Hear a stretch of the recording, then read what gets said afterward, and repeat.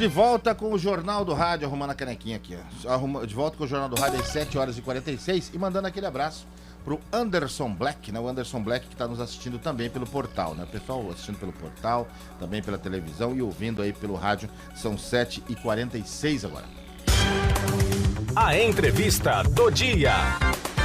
Está nas manchetes de todos os jornais, Lívia. Nós debatemos muito aqui também a saída do Reino Unido da União Europeia, né? Que já está trazendo consequências nas principais economias do mundo, né? A gente brinca que o que a economia mais não gosta é da tal da surpresa, né? O termo para essa saída, né, ficou conhecido aí como Brexit. E para quem não sabe, né, Brexit é a união das palavras Britain, que é a Grã-Bretanha, e exit, que é a saída em inglês. O primeiro-ministro David Cameron afirmou que a saída do Reino Unido do bloco, né, pode trazer graves consequências econômicas. Para falar sobre este assunto, né, explicar algumas dessas consequências para a gente, né, a gente conversa com o economista Michel Martinez. Michel, bom dia. Martinez ou Martinez?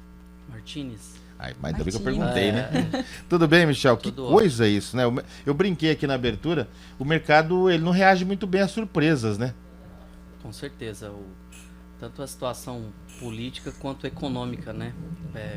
Sempre desde a da antiguidade, essas duas palavras caminham juntos. Se você tem uma situação política complicada que deixa outros países ansiosos em saber o que pode acontecer, logo após você também já tem uma questão econômica diretamente ligada a esses países também que fazem parte do bloco, né, da União Europeia, e outros países que também, por exemplo, o Mercosul, que não faz parte do bloco, mas ele faz negociações com países do bloco. Então a gente tem uma série de dificuldades politicamente e economicamente. E Michel, eu sei que muita gente está em dúvida e não entendeu direito como é que funcionou essa questão do referendo e o que de fato representa essa saída do Reino Unido da União Europeia.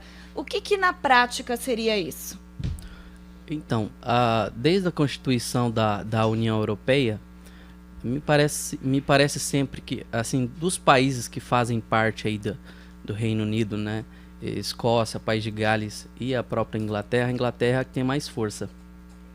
E a Inglaterra, ela sempre se esquivou, por exemplo, da moeda única, né, que é o euro. Né? Ele sempre deixou ali bem claro que ele não faria essa adoção, uma vez que ele tem a libra esterlina, que tem um lastro enorme, ela sempre teve uma valorização muito grande.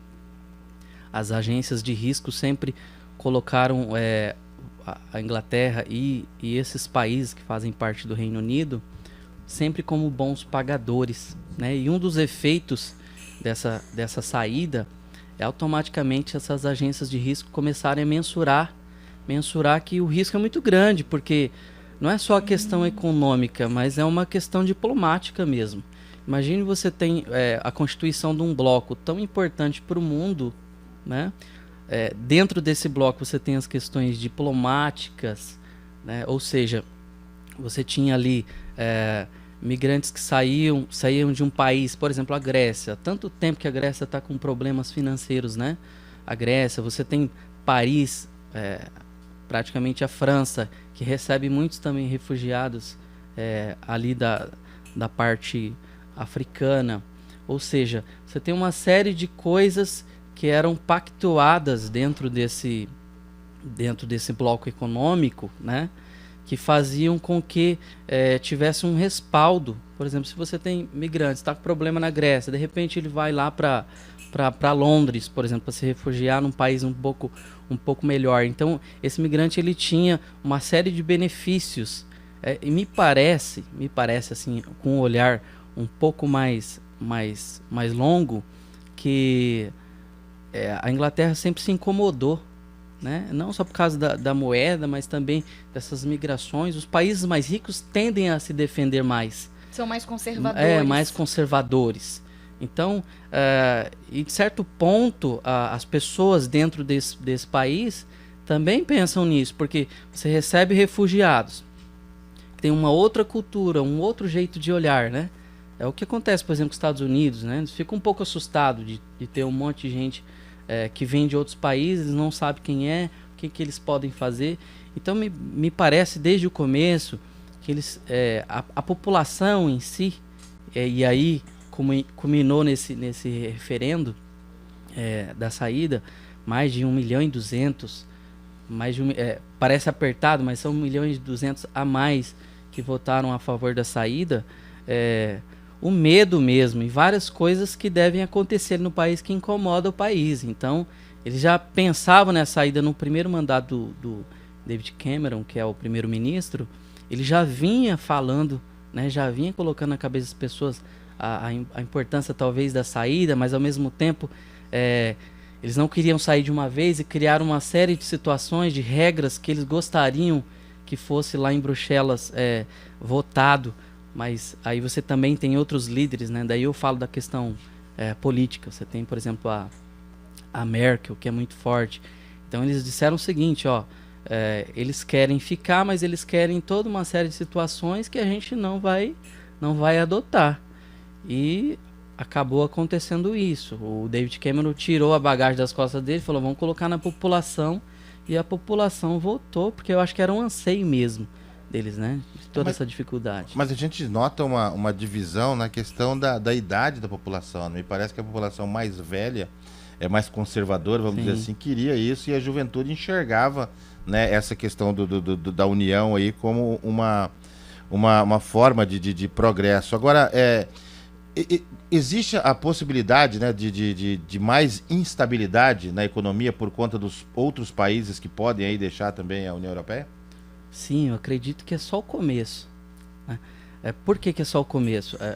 Nós temos ali, como é um país, principalmente a Inglaterra, eu digo, um país sempre rico, sempre com os investimentos sempre pagos corretamente. Então, eles atraíram sempre a sede dos bancos. Então, os principais bancos estão em Londres. Então, quando eles avisaram aí, teve esse referendo e nós vamos sair, automaticamente as bolsas do mundo começam a cair. E quem começa a valorizar? O dólar. E o que isso significa? Essa questão já de derrubada aí de bolsa e essa instabilidade econômica pelo mundo, praticamente no mesmo dia em que o referendo foi votado. Eu vou te dar um exemplo assim bem simples da nossa situação aqui no Brasil. A gente tem hoje o feijão aí vendido a 13, a 15 reais, 16 reais. Né? Uma das possibilidades seria nós fazermos uma importação da China. Levantaram-se essa possibilidade. Agora com o dólar com a paridade muito, muito superior ao real, praticamente inviabiliza a gente fazer isso. A gente vai continuar talvez comendo feijão um pouco mais caro. Ou não comendo feijão, colocando algum substituto, algum complementar a ele. Então isso impacta, assim, de maneira simbólica, a dona de casa diretamente. E isso na parte da valorização, da questão da bolsa. Mas é um impacto global, né? Como ele tinha falado, existe aí a questão da faixa etária, né? A Europa em si, uma faixa etária, tem muito mais pessoas com a idade mais avançada, e a visão deles é um pouco mais conservadora mesmo, enquanto que a visão do jovem, ele já enxerga o bloco como uma possibilidade real de fazer negócios pelo mundo. E aí, de repente, o que acontece? Você tem um país se fechando, porque ele está dizendo o seguinte, eu vou me fechar aqui, eu vou criar as minhas questões políticas para a entrada e saída de migrantes, turistas, enfim. Ele se fecha para o mundo. E isso é muito arriscado para o Reino Unido, quanto para o mundo de fazer negócio com um país desse. Porque gera uma instabilidade. Eu faço um negócio, por exemplo, contigo. De repente você muda a tua opinião durante o trajeto, eu vou repensar em fazer qualquer atividade econômica contigo. Diplomática também. E agora uma curiosidade de todo mundo, né? O que acontece? A gente já viu que pelo mundo aí as bolsas já tiveram aí uma reação em relação a isso, mas e o Brasil, né? E a América do Sul, como é que fica? América do Sul, aí entra essa parte diplomática que eu venho falando. Nós estávamos, o Brasil, né, principalmente, estávamos assim querendo sair do fundo do poço. Então nós estávamos correndo para fazer negociações O Mercosul faz tempo que ele tenta alguma coisa aí com o Reino Unido, com a União Europeia. Enfim, para-se tudo, né? Vamos ter que repensar e reavaliar. Então o impacto é muito grande. Quando a gente fala assim por exemplo, da parte econômica do país estar exportando, a gente fala de muito dinheiro. Então a gente aqui, por exemplo, no Mato Grosso do Sul, nós exportamos o gado, né? Nós temos aí carne em abundância, nós temos a produção agrícola também é muito forte. Enfim, a gente tem que reavaliar, parar na parte política. Eu tenho que repensar a venda para um país que talvez é muito instável, é o que passa, né? Na hora que ele sai de um grupo, de um bloco tão importante, de um bloco tão, já está aí pelo menos quase 30 anos, a gente tem que repensar. E na parte econômica, a questão de viabilidade mesmo. Até para exportação se torna interessante quando tem um dólar um pouco mais alto. Mas esses países, por exemplo, a União Europeia, ele tinha uma série de acordos para comprar, por exemplo, carne nossa. Como que vai ficar agora essa questão política do Reino Unido, né? Como que eles vão fazer? Então a gente vai ter que esperar isso também. Como que eles vão se comportar em relação ao mundo, para compras, para diplomacia e para uma série de coisas.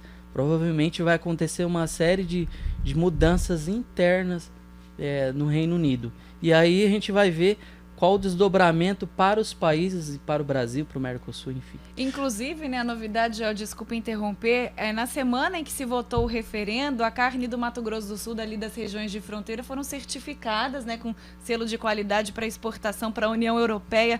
Realmente, talvez seja uma infeliz notícia num momento como esse, em que a gente estaria comemorando toda essa mudança aí na economia lá na Europa. Exatamente. Michel, a gente já teve uma queda do dólar aí, né? Aqui em Mato Grosso do Sul também, os postos de gasolina já começaram a baixar os preços aí. Alguns fecharam, inclusive, queda de 30% nas vendas, mas o dólar baixando também. Isso tem a ver já com essa questão da União Europeia ou já são os efeitos aí do seu xará ter assumido a presidência da República? Eu acredito que Vamos separar as coisas. Separar você do Temer ou a situação econômica? Vamos separar do Temer. Mas assim, hoje nós produzimos muito petróleo no Brasil, porém ainda a gente importa alguma coisa, né? E essa importação ela vem em dólar. Então a gente tem, fora a tributação, fora Michel Temer e tudo mais, a gente tem uma questão de mercado mesmo interna. Quando a gente compra em dólar e nós temos digamos um rebuliço no mercado, né? A saída, ou seja, a desconfiança para o lado da União Europeia, da desestabilidade mesmo que aconteceu ali, que está acontecendo já há um bom tempo, e nós temos aí uma valorização do dólar muito alta. Tudo que nós comprarmos e tiver envolvimento do dólar, o impacto vai ser grande com a gente. Então eu acredito que essa parte também da gasolina e dos postos estarem fechando é porque vai inviabilizando mesmo. A gasolina, se ela aumenta um pouquinho, mais quase 60% de impostos que vem nela, praticamente inviabiliza para o empresário, que tem aí funcionário e tem uma série de coisas que ele tem que arcar.